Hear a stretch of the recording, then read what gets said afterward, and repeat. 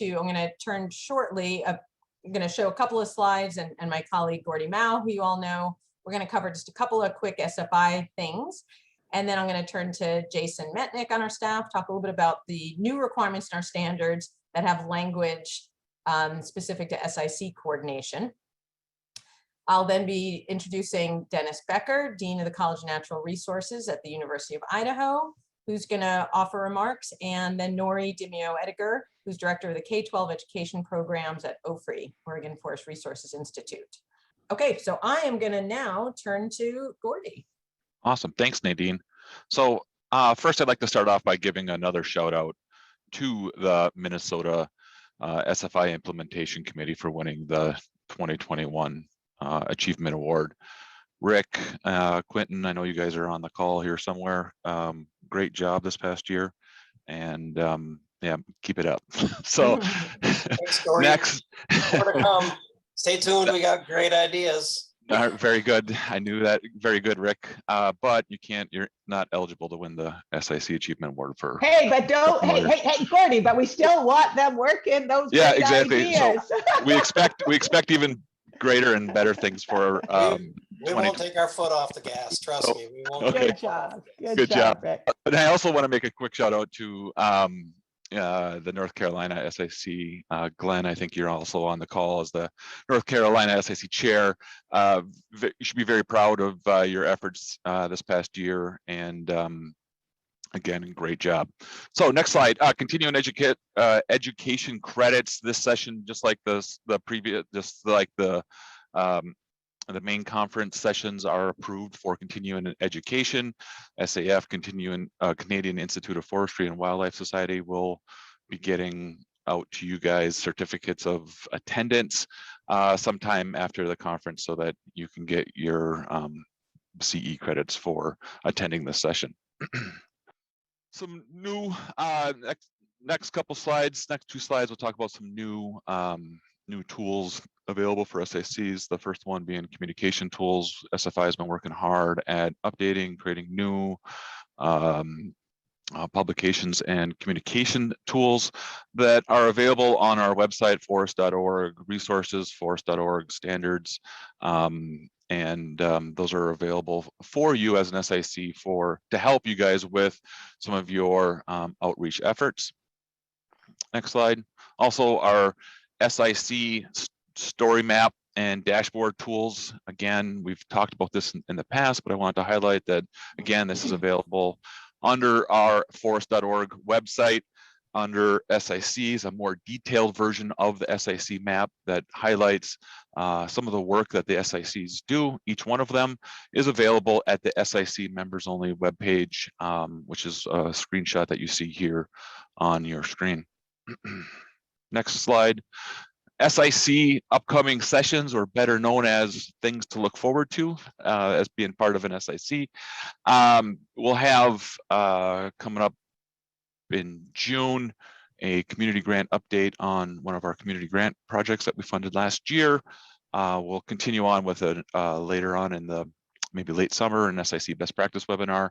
And then the fall, we plan to host some, I'll call them regional meetings or governance document revision update sessions for you as SIC. So look forward to, or look to more information on these upcoming meetings from me here coming up. With that, I'm going to turn it over to my colleague Jason to talk about the SFI 2022 standards. Jason. Great, thanks, Gordy. So if you just go to the next slide, Nadine, as probably all of you know, we've been revising our standards over the last 18 months, and this past April on Earth Day, we officially announced our new standards. They were approved by the SFI Board of Directors on April 15th, and shortly after we sent a press release out. And we were really focusing that press release on three major topics. The new objectives around climate smart forestry, as well as fire resilience and awareness, as well as relationship building with Indigenous peoples. But Nadine, if you go to the next slide, we have a lot of new key enhancements within the standards, both within the actually within the forest management, fiber sourcing, as well as chain of custody standards. Here's just a snapshot of some of those major enhancements. We have some really good content on our website, some briefing documents that get into a lot more detail on many of these topics, whether it's afforestation or how we're looking at conversion, or now looking at water quantity, not just water quality, within the forest management standard, and then within the chain of custody standard, how we're looking at controversial sources as well, and better alignment with PEFC's chain of custody standards. So we're really excited. We believe that the enhancements provide strong leadership on many of these core issues. And so we're really excited to start promoting it, start talking about it, and assist certified organizations in any questions that come along this year or next year. If you go to the next slide, Nadine, one of the key things though that we wanted to do within the standard, and it came out in a lot of the work groups and task groups over the last 18 months, was we really wanted to ensure that whenever we talk about how certified organizations can address something in a cooperative way, that we look to SICs for that. And so we're not saying that SICs have to do this, but if there are many certified organizations within a given SIC that feel that, look, we can collectively look at certain performance measures within the standard and maybe collectively address this in a meaningful way, then we want to give that opportunity to SICs to do that. And here's a few of the performance measures in the forest management standard, as well as fiber sourcing standard, that look at these cooperative efforts. If you go to the next slide, Nadine. So as just an example, the new climate smart forestry objective, and this is common language throughout many of the requirements. And so if you look at the this example using the climate smart forestry performance measure 9.1, what we say is certified organizations shall individually and or through cooperative efforts involving SFI implementation committees. That is consistent for how we're looking at, if you go back to the previous slide, Nadine, jumping around here, sorry. But this is consistent, that language across the requirements in biological diversity and fire resilience and awareness, forest research, logger training, some of the new requirements around the due diligence system to avoid controversial sources as well, which is now a part of the fiber sourcing standard. And so, so this is, again, another topic of discussion that we wanted to bring forward to the SICs. We'll have a separate breakout room dedicated to this, where certified organizations, SICs, you can ask questions, we can have dialogue around some of these new requirements specific to involving SICs in those cooperative efforts. I think that was the last of my slide, yes. And so with that, I'm gonna go ahead and pass it back over to Nadine. Thanks, Jason. And like Jason said, we will have that opportunity. This is going to be the topic of one of the breakout sessions, one of the breakout groups, which you'll have 2 chances to go to. We recognize that topic alone could probably, be something we'd spend a couple hours on. So there certainly can be more opportunities. We'll get down the road today and kind of see how much interest there is in this. Now I do want to introduce our first speaker, Dennis Becker, who's the Dean of the College of Natural Resources at the University of Idaho. Dennis, I know, is also going to be joined by Chad McElvaney, who is the Vice Chair of the Idaho SIC. And so they'll tag team a little bit. I'm really excited that Dennis could join us. I've known Dennis for years, so I'm excited to have him and be working with him on this project. We supported his work with a small community grant. Doesn't make a big dent in a very big building, that there have been a lot of contributions from many SFI Implementation Committee members. But anyway, this building is really exciting. I'm going to let Dennis talk about it. And I think this is a great opportunity for what'll be a lead into one of our breakout sessions, talking about how we can do outreach to builders and architects who are very interested in building with wood and understanding sustainability. So Dennis, over to you.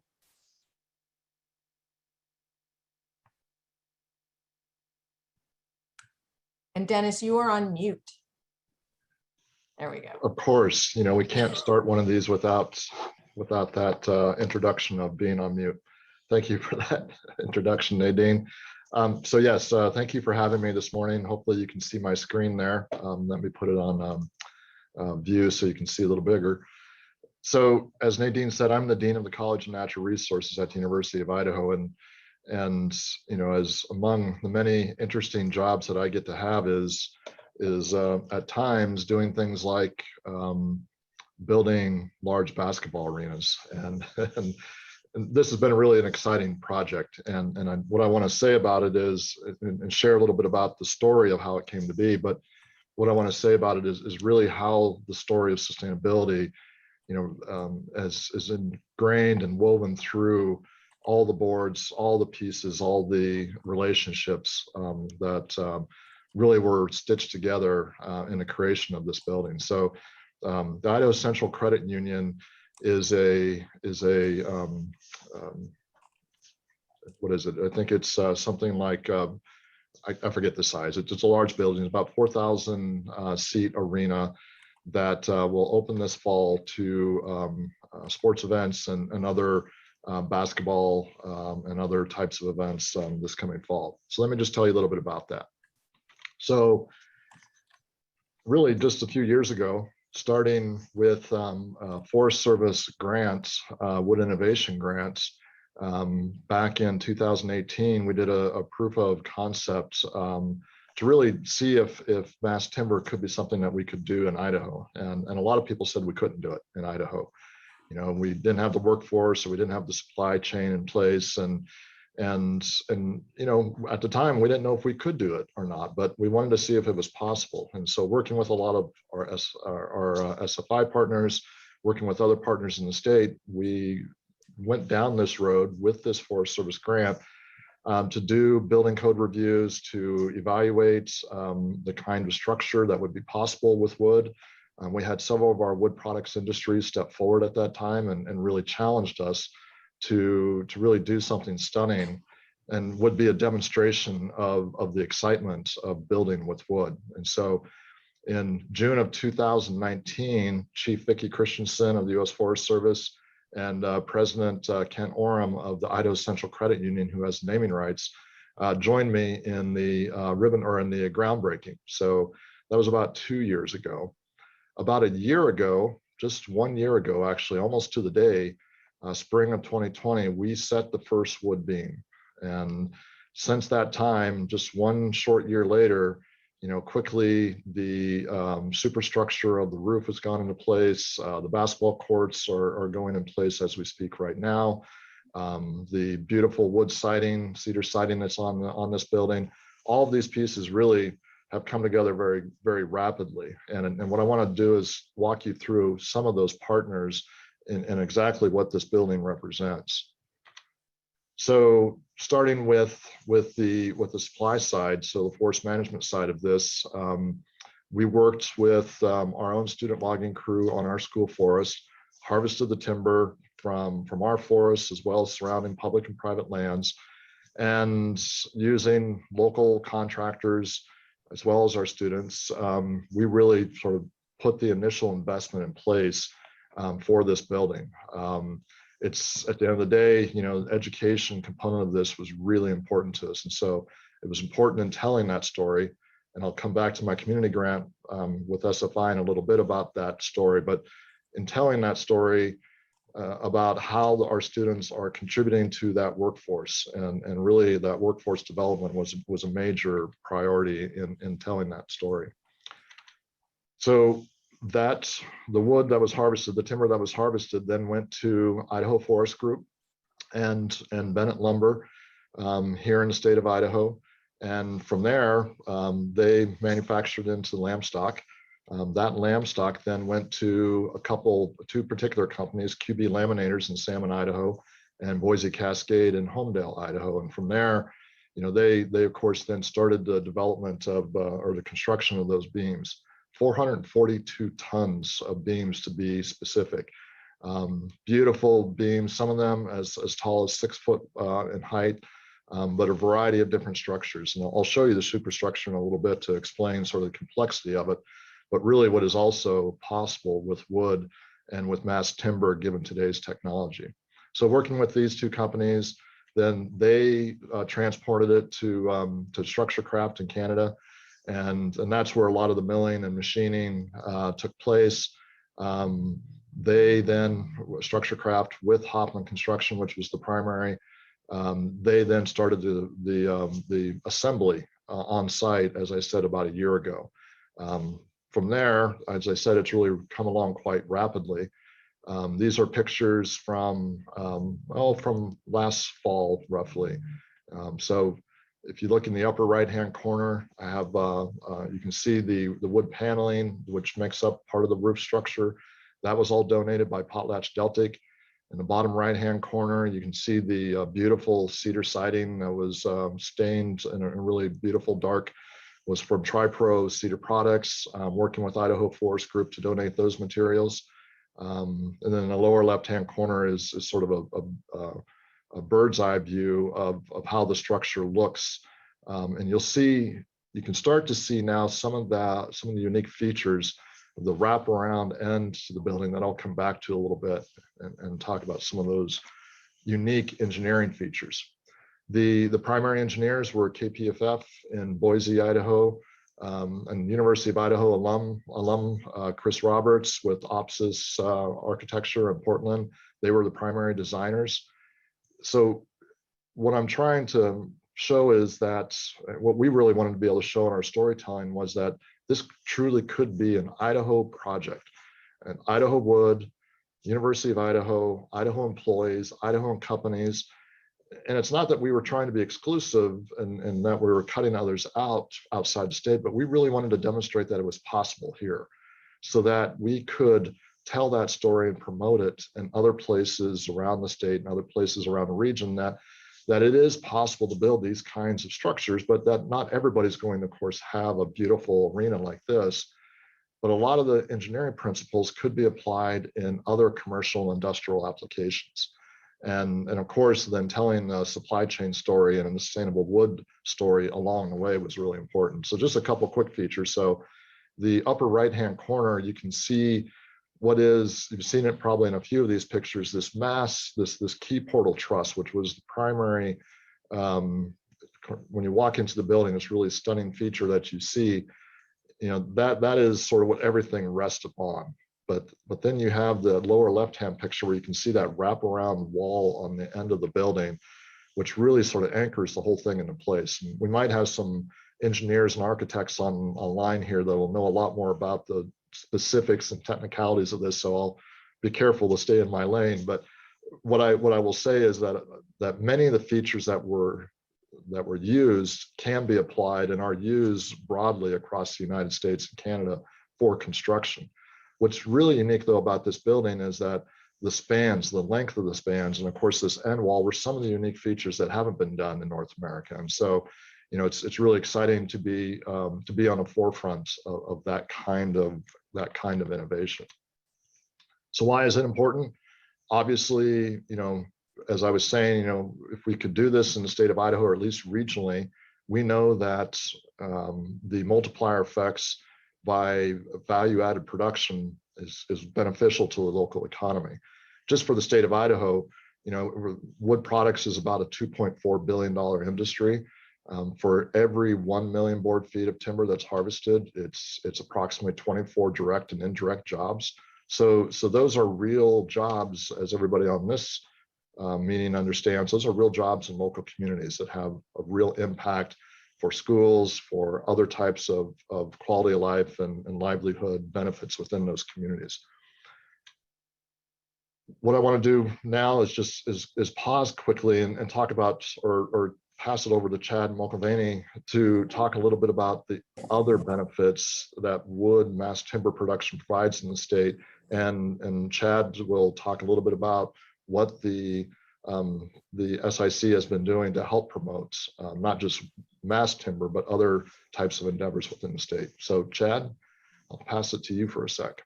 Thanks, Dennis. Yeah, and I just want to start by saying, you know, thanks to the University of Idaho Department of natural resources, we have recognized the university as and the College of Natural Resources as a really tremendous partner for our industry. I mean, we have it's just a pipeline for foresters and folks in our profession, and in fact, my entire staff are graduates. So they provide a great partnership for our industry and a lot of support. And this project was really exciting.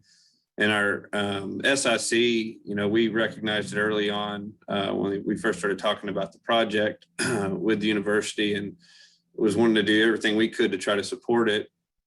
And, one of the things we were able to do was to write a letter of support for the community grant, which SFI Inc., I think it was a $10,000 grant that was provided for the project. And so we were happy to get behind that and support it. And then, talking about the building codes here, Idaho is a little bit behind the curve, I guess, on getting, as a state, just getting, being able to build these mass timber structures. And while as an SIC, we're being a 501c3 nonprofit, we weren't able to directly get behind the legislation, but member companies were in support of it, and our company, as well as others, were able to get behind this legislation and push it through. And I think it was, as you see here in the slide here, this spring it was passed. And so, with this project, and then now being able to, we've been able to see, some tremendous buildings and structures built in some of our surrounding states. And now that we can, as a state, can also get behind this movement with mass timber buildings, we're super excited. And I know that, the SIC and some of our member companies are going to be working with some of our partners, the American Wood Council and Woodworks, and some of our state's architecture and engineering associations, to continue promoting, these really impressive structures. And, structures like that, the ICCU arena are really powerful tools for telling a story of sustainably managed forest and their ability to help the environment and provide jobs, from forestry to logging to truck drivers to architects, construction workers, as well as, providing the people in the state of Idaho with clean air and water and the abundant wildlife that we have here.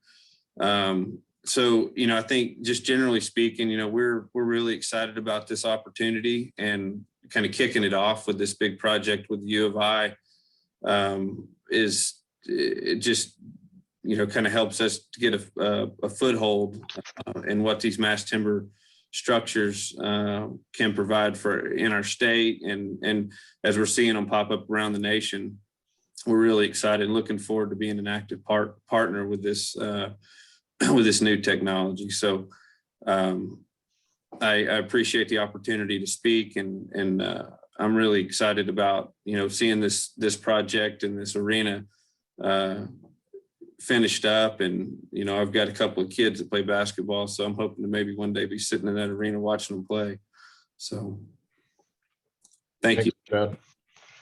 And I think, as I saw in the one of the chats, it might be hard to watch the basketball game because it is such a beautiful building. It really is. And so when you think about the story, and I appreciate very much the community grant, the SFI community grant, that's really allowing us to engage. Specifically, we're working with a marketing firm, Strategies 360, to tell that story. We know we have a great story, but it's telling that and sharing that in a way that lives beyond just the grand opening of this, which will happen October 8th of this fall. And so Chief Vicki Christensen, President Ken Oram of ICCU will join me again in cutting the ribbon with our president. And it's symbolic, of course, for us coming out of the pandemic and what universities have struggled through this year, what everybody's struggled through this year. So it's the university is really embracing it as a way to sort of talk about sort of the reopening and a university on the rise. And it's really fun to do that around such a gorgeous facility. And so imagine yourself if you're, if you're Chad, you're a vandal, or you have all these vandals that work for you, or your own places, walking into a building like this, you can smell the wood. You can just smell it. And it's, of course, has all the benefits of that, and people want to be in there. But it's also, an opportunity for thousands of people a year to experience wood in maybe a way that they wouldn't otherwise. We know that people are outdoors and recreating a lot more these days, and so they're experiencing forestry in that manner. But that's something very different. And so this is an opportunity for us to talk about that supply chain and sustainability, and how this was sourced, where it was sourced, and the companies that were involved and the jobs that were created. And so we're really excited to tell that story. And yes, it'll be a place to play basketball, and we're excited about that, and that should help with our recruiting. But it's really a place, in my mind, almost, well, I like basketball a lot, so I won't say it's more important than basketball, but I think education is more important. So I'll say it. This is really a place where engineers will learn about design principles, where architects will learn about design principles, where our chemists are doing research on on bonding and adhesives and how they work in buildings like this. It's a place for our forestry students to connect to all of those other pieces, or for them to connect back to the forest and think about the carbon inputs and outputs and all the sustainability components of sourcing materials. And so we're just really excited. I don't have a completed picture for you yet, because those pictures are embargoed, because they're using them for other events later this fall. But this is actually a picture from the fall. We are very close to being done. We're just a couple of months away from really being completely checked off. As we speak today, one of the basketball courts is going in. The final cedar siding is going on the outside, and I hope that you will join me this fall to listen to our world famous Lionel Hampton Jazz Festival, or come watch a basketball game. So I think we've taken plenty of time. So thank you for having us. Thank you, Dennis. I know Dennis has lived and breathed this building for the last several years, so I'm sure he is excited to say those words that we're almost done. And hopefully we can be with you in the fall to help celebrate this. Before I turn to Norie, I just want to mention, Dennis showed slides of a few of the companies who've donated lumber. Obviously, several of those are SFI certified companies. And, that's part of this. When I mentioned earlier that SFI gave a community grant, it wasn't for the building, it was for the talking, the outreach that's associated with this. So being able to tell that sustainability story, tying it through the supply chain to the SFI certified lands, the products that are coming from those lands, great opportunity to work with students, architecture students, foresters, and others. So that's why we wanted to bring this into today. We're not going to have time for questions on this, but if you're interested, you'll hear me talk in a minute about breakout groups, and Dennis will be in the one where we're talking about outreach to builders and architects. Nadine, I just wanted to say one quick thing, and I know Please. I'm not supposed to butt in here, but Dennis, I just want to say how exciting it is that in the Foresters Forum, I heard about this years ago, and it's just so much fun to have you here presenting today and seeing a dream come true, because that's what's happened here. And I just think that's incredible. And I know there's been so much partnership and work that has gone into this, and this is just going to be such a huge item for us to showcase.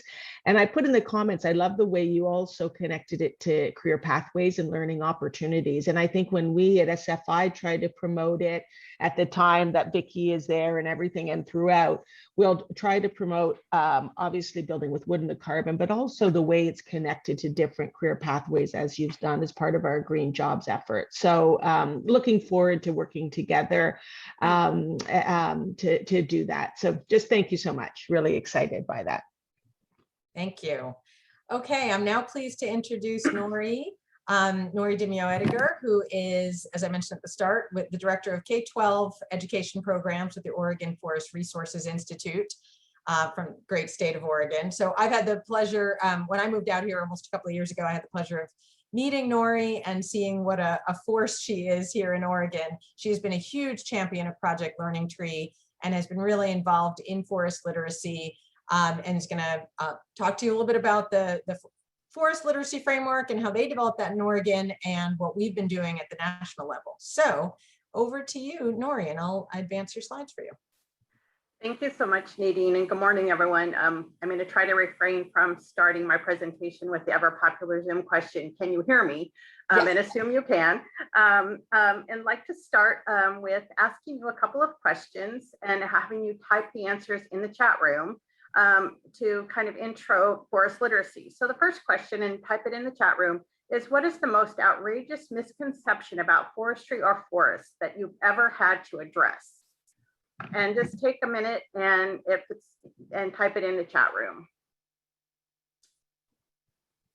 I'm here seeing logging equals deforestation. It's bad to cut trees, that trees are not renewable, cutting trees is bad, clear cutting is bad, that no tree should ever been cut, fire is bad, that we don't plant back, big openings are not natural. Nice. Contractors are reckless and like to purposely spray in streams. We'll be cutting until the last tree is gone. That's great. Thank you. This is great. This is, well, it's not great, but feel free to stay in the chat room and look at what your colleagues are writing. It's fascinating. So we could work on this one the whole session. The next slide is, the next question is, on the other hand, what is one fact about forests that you would like the average person to know? So type that in the chat room. Preservation is, let's see. Okay. The forests are renewable. Renewable forests grow back, renewable resource, active forest management improves wildlife habitat, trees are key to healthier, happier, safer communities, renewable. Forest products encourage, manage forests, contribute to conservation. The amount of money and jobs they provide, working forests, great. These are great. I've given this talk before in person and a lot of similar answers. Thank you. With that intro, going into what is a literacy plan in general, it's a framework of education efforts to increase basic competencies, and that's true for forest literacy. And I'd just also say that one of the best things, especially related to your answers in the chat room, is it's developed by experts. So next slide, please. So it is a framework it's a framework of learning. It's creates a continuum of increasing literacy and meets the audience where they are and moves them forward. So you can see it's based on age, knowledge, involvement, but it is, again, those priorities are developed by people who know them. They're educators, they're natural resource professionals, foresters, forest operators. Next slide, please. So what's in it? Next slide, please. So it is the forest literacy plan is an outline of learning priorities. Again, I'm saying it again because of all of you on the video. It's developed by experts, and it's an organized outline of priorities of learning. So the themes in ours are: what is a forest? Why are they important? How do we sustain them? And what is our responsibility? And for example, under theme 1, there's about 12 to 15 concepts. An example might be forests are composed of trees of many different species and that are affected by abiotic factors. So each theme has concepts underneath that are statements of knowledge and skill statements. Okay, next slide, please. So the why behind the plan relates to the SICs, because what it does and what it's done for us in Oregon and what it will do for national and SFI and PLT is it identifies priority topics in forestry education. It allows you to develop consistent messaging. You can also use it to align with, offer states the ability to align with state forest action plans. So every state has to develop a forest action plan In Oregon, we do it with our Department of Forestry. And in them, they ask you to identify education where you're outreaching to education. So the forest literacy plan can be a way that your forest action plan can easily link to an education effort. It's also can be a blueprint for program development. So similar to those priorities, just to be specific on how Oregon has used our plan, we developed our plan in 2010. We updated it in 2015, but we've used it as an organ. So teachers, we distribute it. Teachers have used it for developing lesson plans for forestry classes, both forestry and biology. I am a trained educator, and when I came to OFRI 20 years ago, there was just so much about forestry to learn. I could not identify what were priorities of what to focus on. And for someone like me as an educator, it would be the perfect thing to say, these are the ideas that are important to teach students. So we have a high school forestry curriculum that was developed at OFRI, and we used our forest literacy plan as an outline for that curriculum. So each chapter essentially has some part of a theme of the forest literacy plan theme in it. We also do a lot of K-12 publications and for all grades. And we go to the forest literacy plan to identify priorities. Our forest literacy plan is also aligned with the state education standards. So that helps too. And then we are very big stakeholder funder of Project Learning Tree. And so when we partner with them, the forest literacy plan outlines, helps us identify topics for workshops. We also partner with a lot of field programs, and again, forest literacy program helps our partners identify priority things to teach.